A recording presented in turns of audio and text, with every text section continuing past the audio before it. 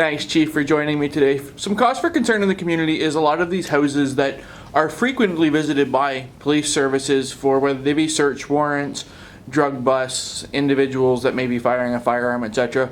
And the officers go in, and then within a couple of hours, the operation seems to be back up and running, whether it be there's people back in the home, whether it be the same activities happening. Why is it that when police go in and do maybe a search warrant or something to the effect of, they can't immediately just shut the place right down? Well, it's a good question, and I can understand the community's concerns. However, the law is very clear and specific.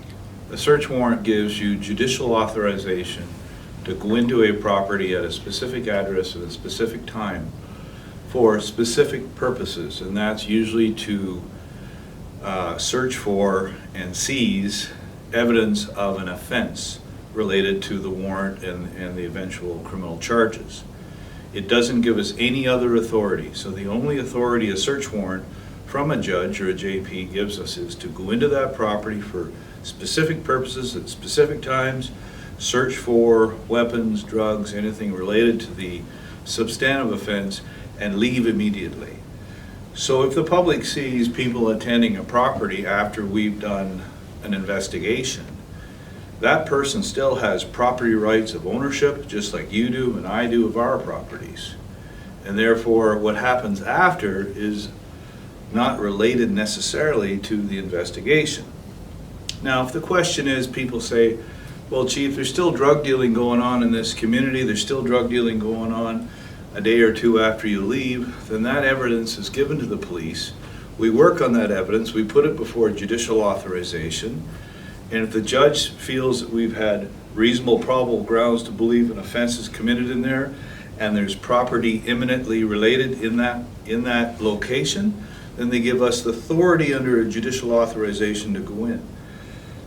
So that's what the law is, and obviously we follow the law to the full extent in this community.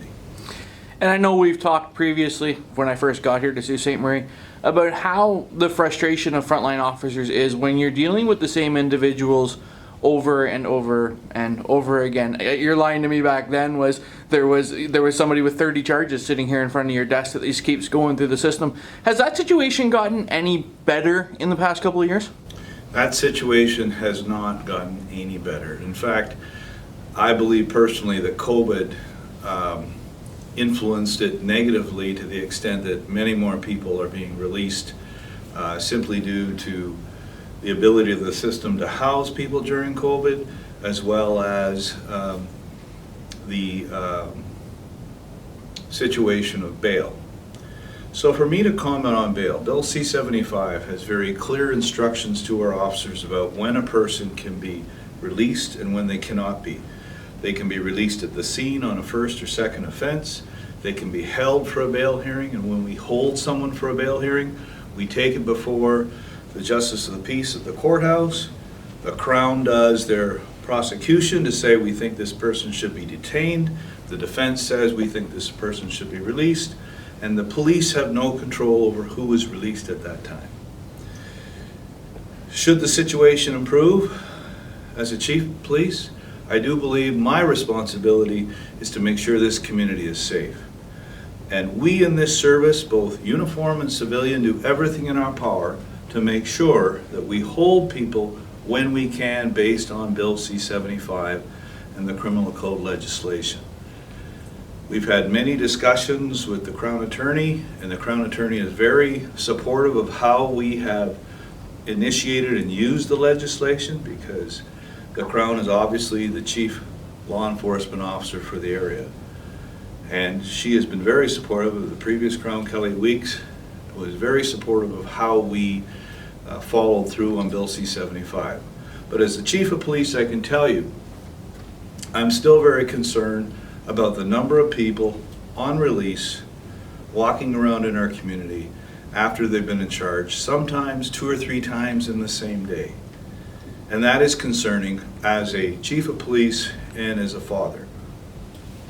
And what's your advice to your everyday citizens that are starting to see these, again, 2, 3, 4 time offenders in a day sometimes, that are coming around and they're committing a crime? It's always just to call you guys, don't do anything on their own, correct? Absolutely. It's never wise in any way, shape, or form to take the law, criminal law, into your own hands. Our officers are trained, they have hundreds of years of experience, days in, day out of dealing with the criminal code and how it's to be properly utilized. When a citizen sees an offense, call 911, have us initiated, make a record of the occurrence so we can track those occurrences and we can get that person before the courts as best we can. Thank you for your time today, Chief. You're welcome.